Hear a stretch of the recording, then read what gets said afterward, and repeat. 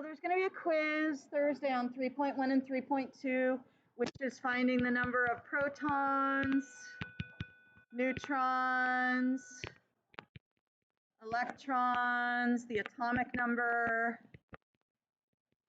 the mass number, the charge, and also on Bohr models, which is what we're going to go over today, just in case, of atoms and ions. Okay, that's up on Teams in the what quizzes are coming up. We will have a little bit of time tomorrow to do a little bit of review if you need to, so there will be some work time tomorrow, okay? Now, we're gonna take some notes today. If you're like, I really, really don't want to write down the notes, you just let me know and I can make a photocopy of them for you, okay? So no worries. However, if you do want to write them down, you might want to get yourself some paper. So it depends what you feel works best for your own learning.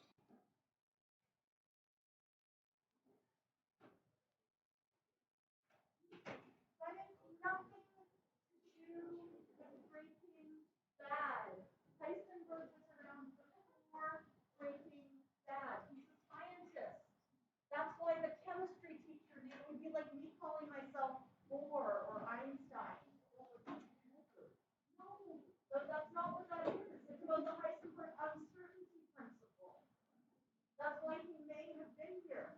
It's to do with the fact that you cannot know both the position and the momentum of an electron at the same time. Yes. It has nothing to do with breaking bad. Breaking bad, it's just like if it's like if your English teacher decided to call themselves Shakespeare. That's what it's like. That's why he chose to call himself Heisenberg. Right? Because it's a Anywho, all right. So here we go. Metals form what kind of ions?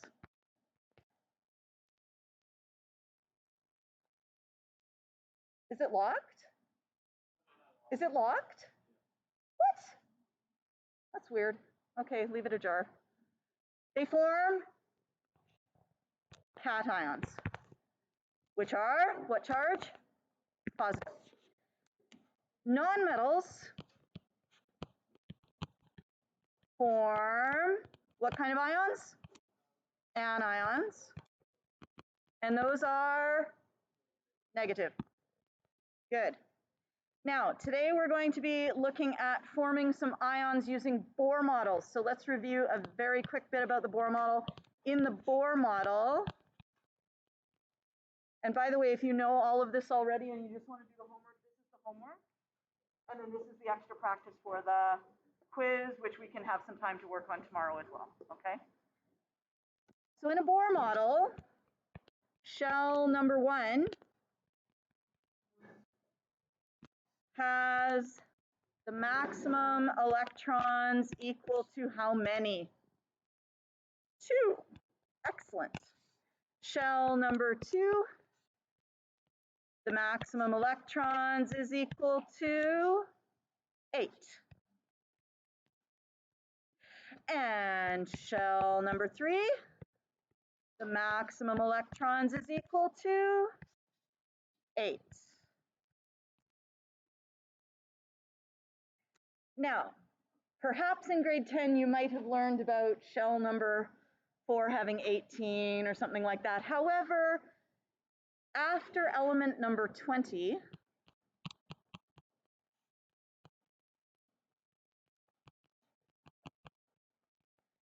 the Bohr model falls apart. That's calcium.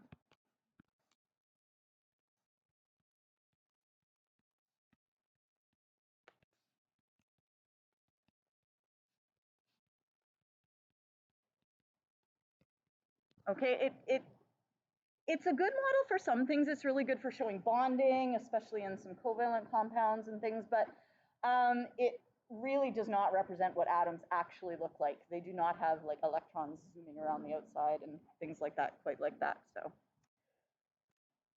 but it really, really doesn't work after you get past calcium. Now, where would we put the 20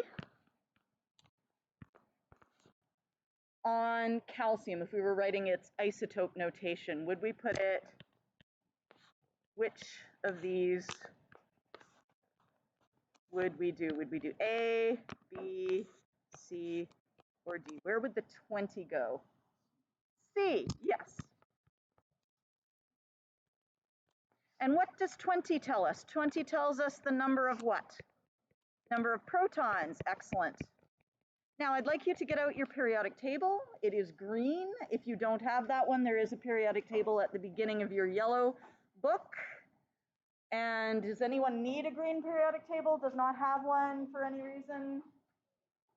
Everyone's got one? Okay.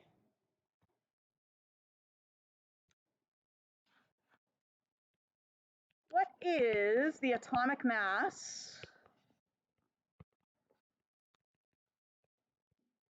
of calcium?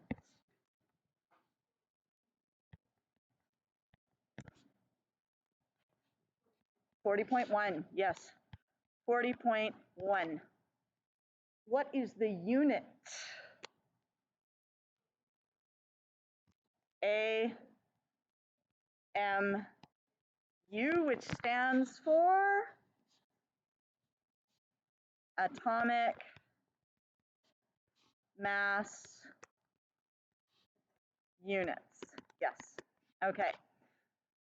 Would it be correct for me to write 40.1 up here at the top? No, this would be wrong.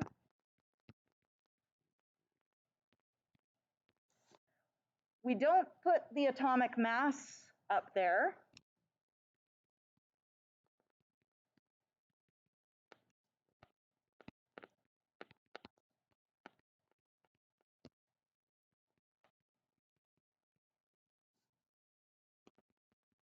Rather, it should be, what do we call it? It's not the atomic mass, the mass number.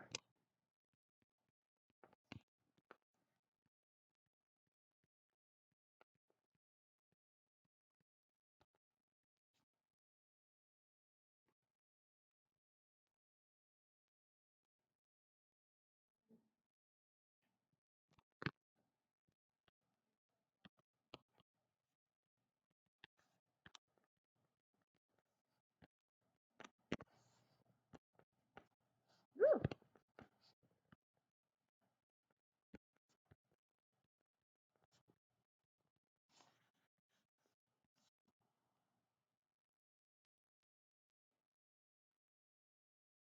I'd like you to have a little chat with your partner, people around you, and discuss what is the difference between atomic mass and mass number.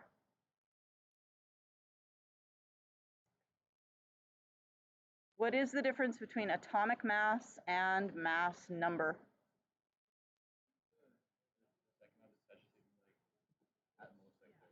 Okay. Okay. So can I do it for the last segment? Mhm. Or just when I'm finished? Yeah. Because I have some Yep. questions I have to ask Yep.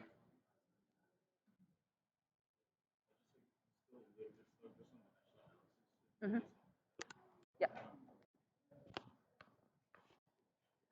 Okay, what is atomic mass? It is the average, yes. It's the average mass of all the naturally occurring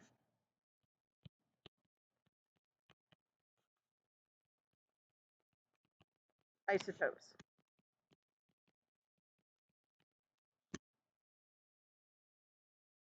What is the mass number? It's the mass of a specific isotope, yes.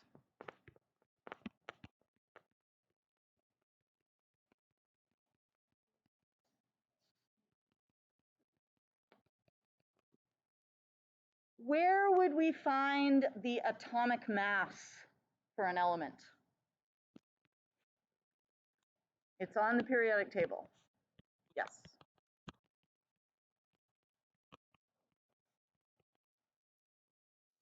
Can we find the mass number on the periodic table? No, it is not on the periodic table.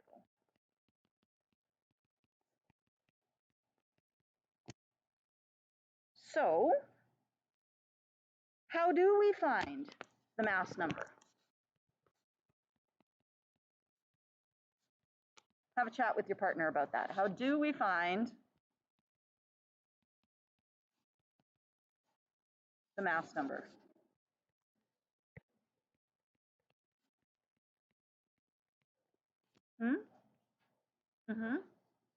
Yeah, you can ask me when I'm done the lesson.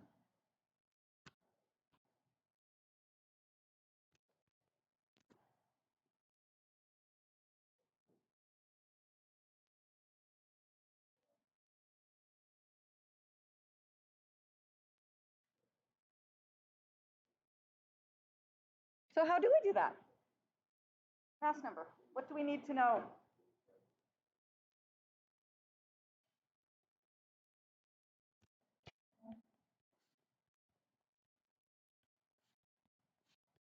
We need to know two things. Sorry? Protons and neutrons. We need to know the number of protons and the number of neutrons. And that's because mass number is equal to the protons plus the neutrons.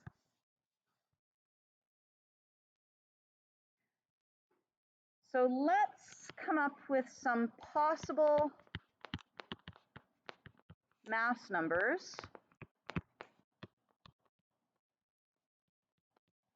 for calcium.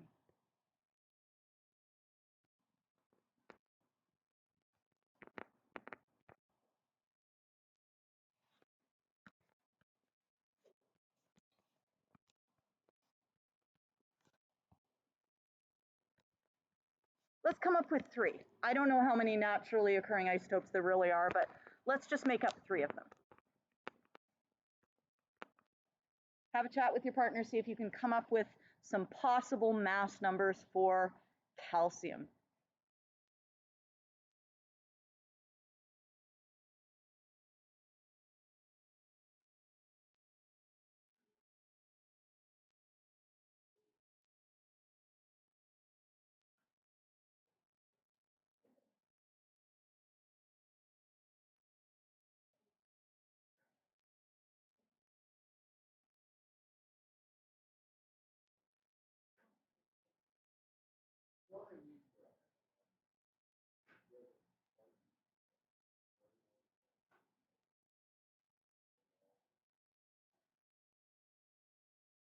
Okay, what's a possible mass number?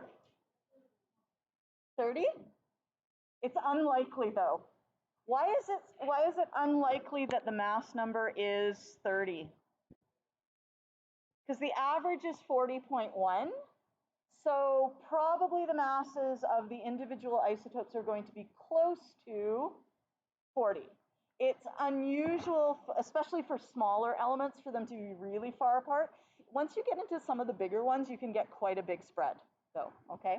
So yeah, let's stick with some that are a little closer to 40. In fact, one of them could be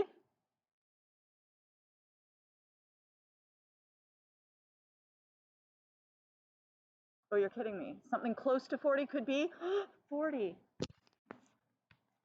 Oh, look at that. Okay. 40 is really close to 40. Now, how could I find the number of neutrons in that calcium 40?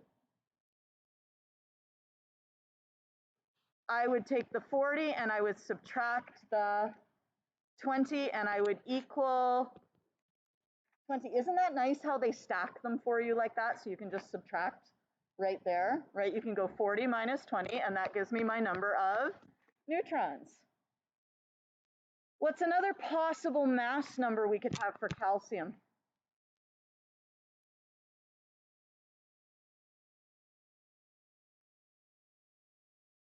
You can even just show me the number of fingers. Because you're so shy, Diane, I know. Okay, 41. All right, so we got 41. Now, if we wanted to find the number of neutrons there, once again, we would take the top number and we would subtract the bottom number and we would get 21 neutrons. And just for argument's sake, you could put either 42 or 39 or whatever you like there. I'm going to put a 39, but it doesn't really matter. You could put a 42, whatever. Okay, so those are some possible mass numbers.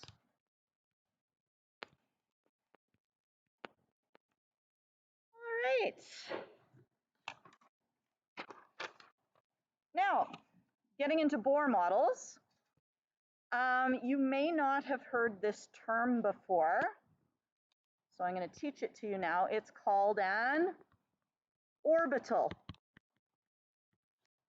Okay, and we are going to draw it like this, okay? And an orbital, it's like a room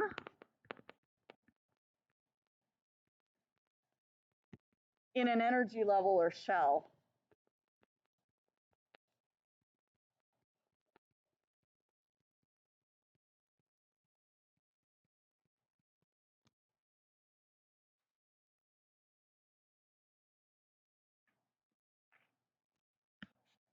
Each orbital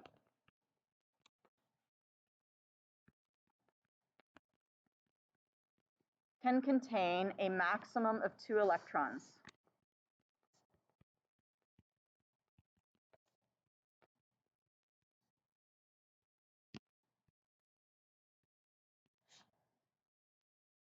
So if I were drawing my electrons in that orbital, I could put 2 of them in there, okay? That is an electron.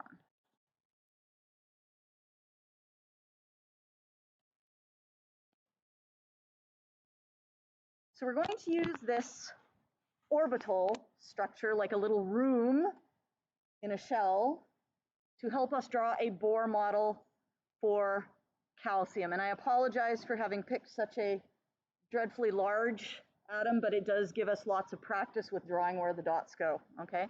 So we're going to draw a Bohr model of calcium, of a calcium 41 atom. What does it mean when we have this little dash 41 at the end? That's the mass number. Okay. So in order to draw the Bohr model of calcium, we need to know the number of protons. How many protons in calcium? 20. We need to know the number of neutrons. 21, because it's calcium 41. 41 minus 20 is 21. And finally, we need to know the number of electrons. How do we know the number of electrons in a calcium atom? An atom is neutral, therefore the number of protons as in the number of neutrons are the same. Okay, so that's 20 electrons. So let's start. Got to give myself some room here because I got to work outward. Okay, so in my nucleus, I have 20 protons and 21 neutrons.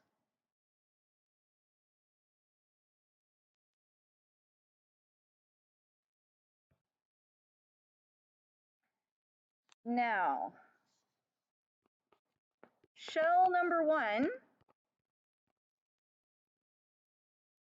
has, and I'm going to get you to think about this for a second.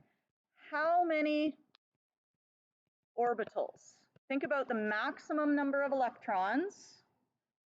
And remember, an orbital can hold 2 electrons. So how many orbitals or rooms are there in shell number 1? 1. One room, one orbital can contain 2 electrons. So I'm going to draw the orbital here.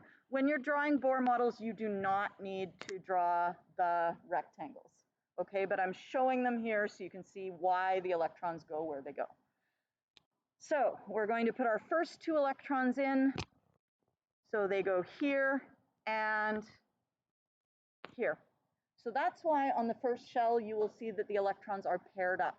Now, to be honest with you, you will often see resources where they draw the first 2 electrons like that. I'm not sure why they do that, but you will see it. So if you happen to draw it that way, I'm not going to get too fussed up about it, okay? Because so many resources out there draw it like that. But I think I've mostly fixed them in our workbook, okay? Now, how many orbitals are in shell number 2? Tell your partner.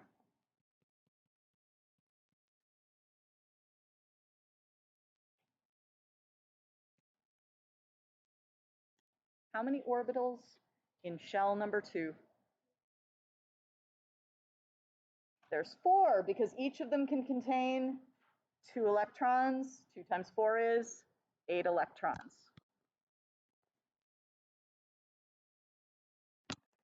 And I'm going to draw one of the orbitals at the top, at the 12 o'clock position. I'm going to draw one at the right-hand side, at the 3 o'clock position, one at the bottom at 6 o'clock, and one on the left at 9 o'clock. And while we're here, how many orbitals would be in shell number 3? Tell your partner.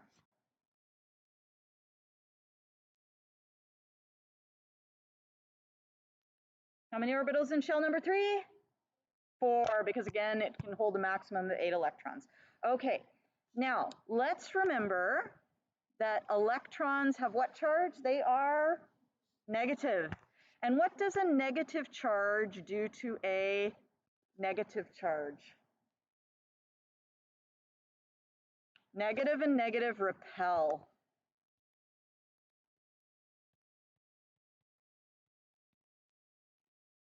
So what that means is electrons do not like being right next to each other. So therefore, electrons do not pair up in orbitals until they have to.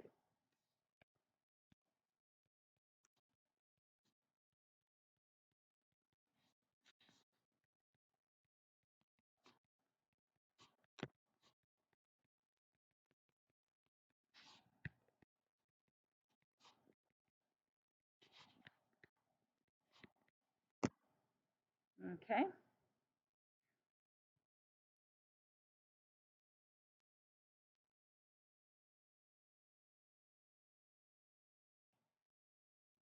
So we have our first 2 electrons, 1, 2.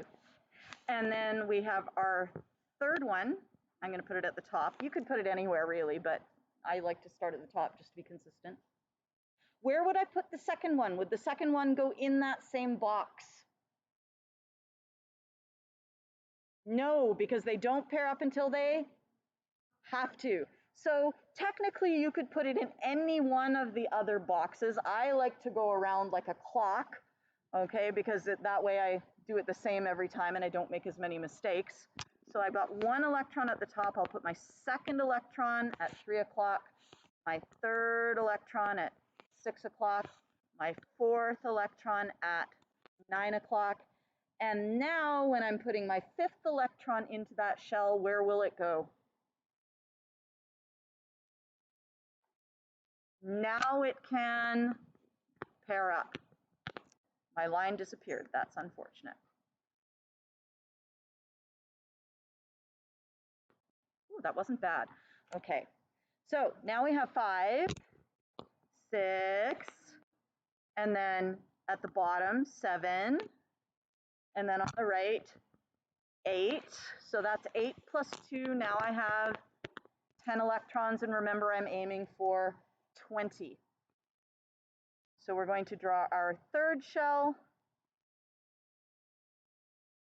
which has 4 orbitals, 1, 2, 3, 4.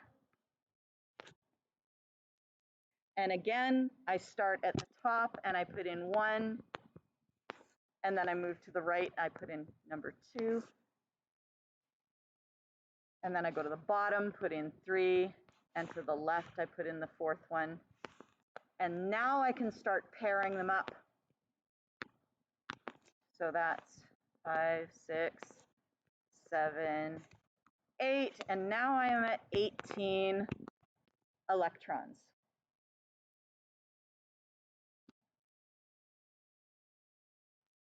I need 20, so that means I need one more shell. And we don't actually, well, you can kind of say that shell number 4 is going to have lots of orbitals. We are only going to draw 2 of them because we only need 2 of them because we're going to stop at element number 20. Okay? Doesn't mean there's not more orbitals, it just means we're not going to need them on a Bohr model because Bohr models don't work after we put in 2 more electrons. What it does mean is that we put 1 electron at the top and then 1 electron at the side. You could put the second electron at the bottom or on the left as long as they're not paired up.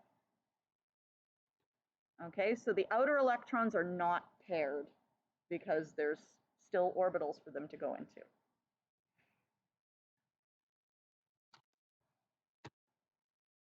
So that's a calcium atom. From there, we are going to move on to a calcium ion.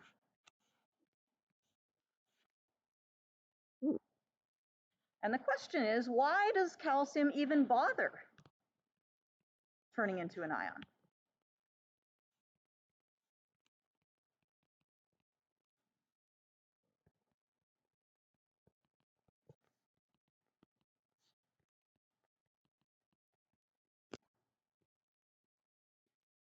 So there's calcium.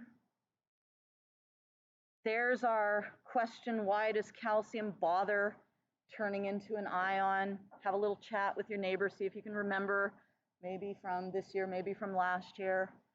Why does it bother turning into an ion? Why doesn't it just stay like that?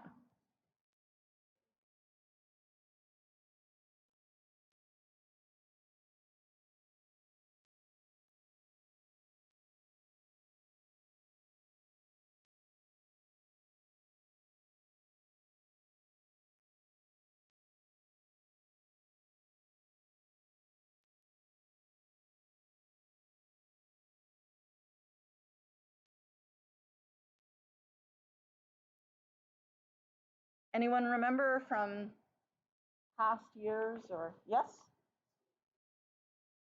Yeah, it wants to have a full valence shell. It is unstable to have a partially filled outer shell, okay?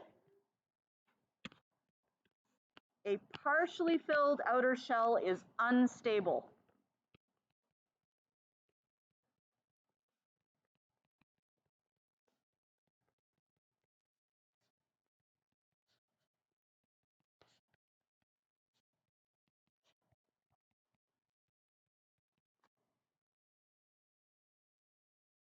So if you have a metal, metals usually only have 2 or 3 electrons in their outer shell. What is the outer shell called? What's the other word we can use for outer shell? Valence shell.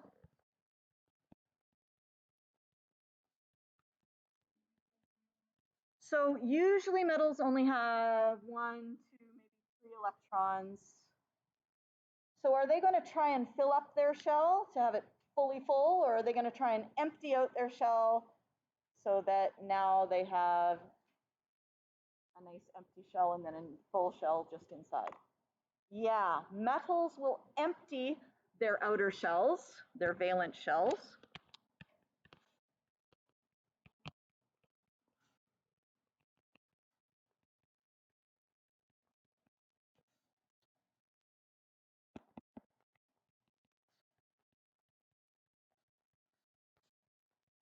In order to become stable.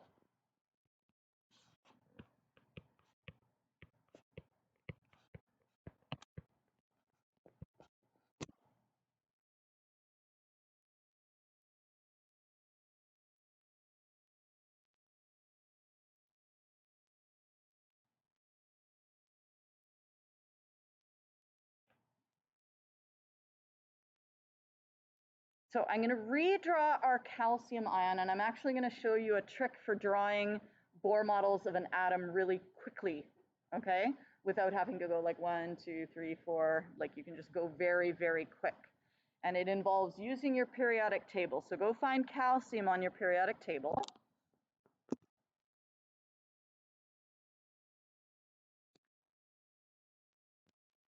Okay, here's calcium.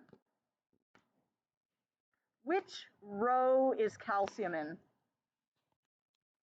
1, 2, 3, 4. It's in the 4th row, yes? That tells you that calcium's Bohr model will have 4 shells. The row number tells you the number of shells. Okay, so it's in row 4. So we go back here and we say calcium is in row number 4, therefore it has 4 shells. I'm not going to draw the protons and neutrons because that's just a bit of a pain. I'm just going to put calcium here.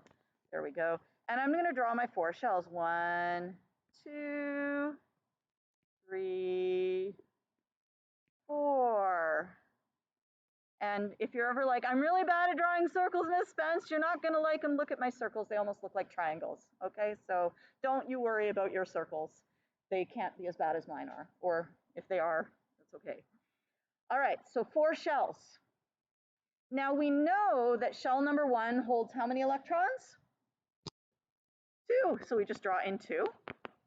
And we know that shell number 2 holds 8, so we draw in 8. 1, 2, 3, 4, 5, 6, 7, 8 at the top, right, bottom, and left.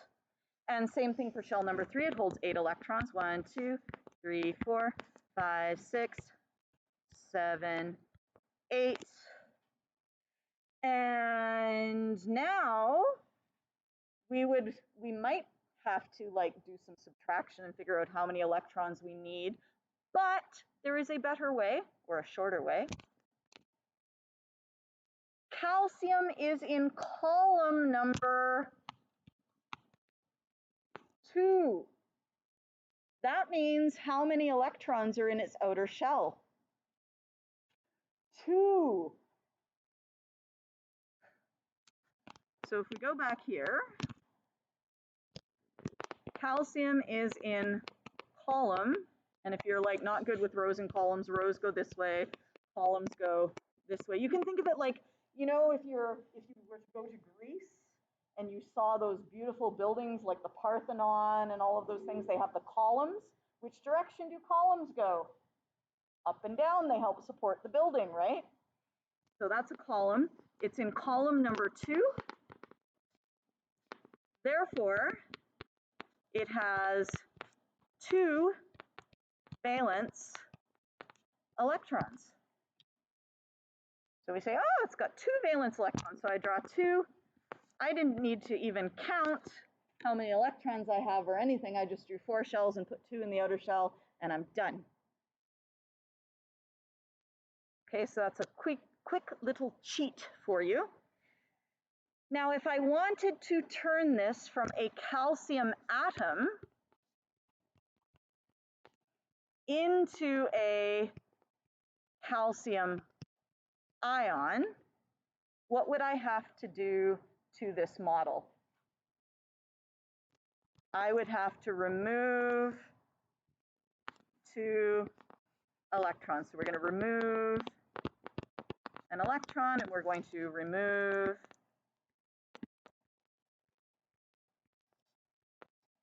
an electron.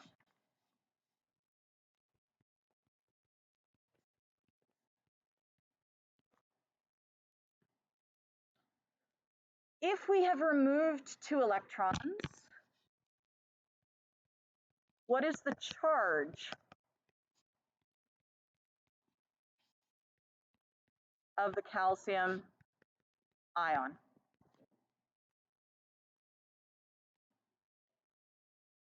We have taken away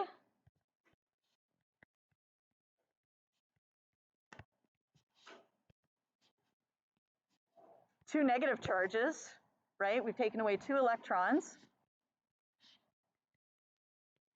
And that gives us 2 positive, okay? So calcium 2+ ion. So you actually can figure out the charge of the ion just from knowing which column it is in, because if it's in column number 2, it has 2 valence electrons. So when it becomes an ion, it will lose 2 electrons, so its charge will be +2.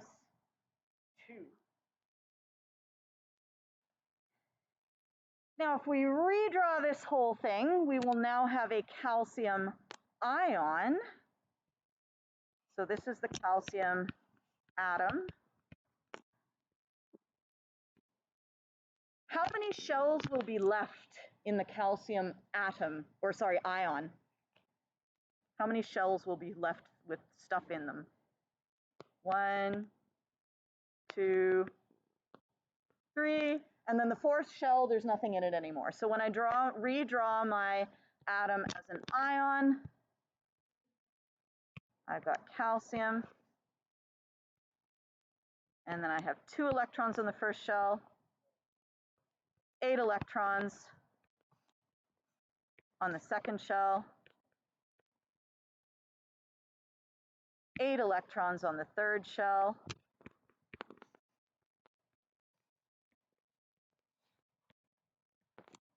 and my 4th shell is now empty. There's only two more things I need to do to make this a proper Bohr model of an ion, and that is I must add the brackets to say this whole thing has a 2+ charge.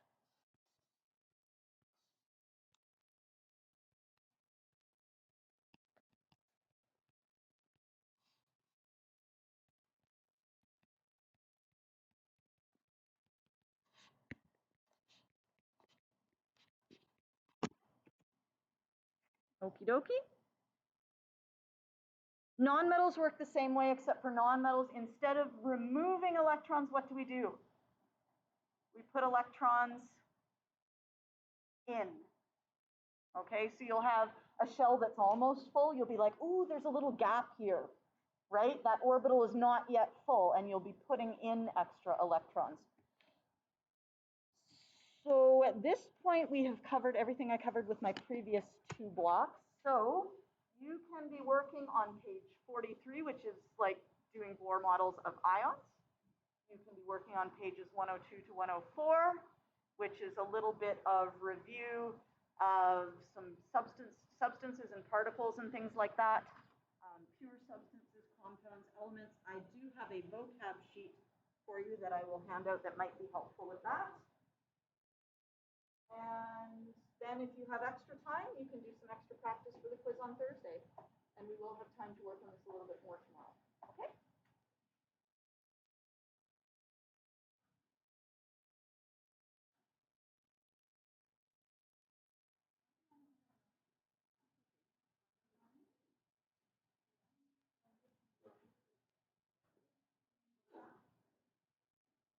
Yeah, so the ion brackets. Must have brackets and the charge on the ion. And for anyone who needs a copy of the notes, I have 3 copies here. Do I have 4 copies? I have 4 copies here, but I can make more. Who wants the photocopy of the notes? Okay, so I need to make a few more. So I need 1, 2, 3, 4, 5, 6, 7. Okay, I'm going to start again. Put your hand up high and hold it up. Is everyone holding up their hand who wants a copy of the notes? Hand up high. If you have it halfway up, I will not count you. 1, 2, 3, 4, 5, 6, 7, 8, 9, 10, 11, 12, 13, 14, 15. So I need to make 11 copies. Okay.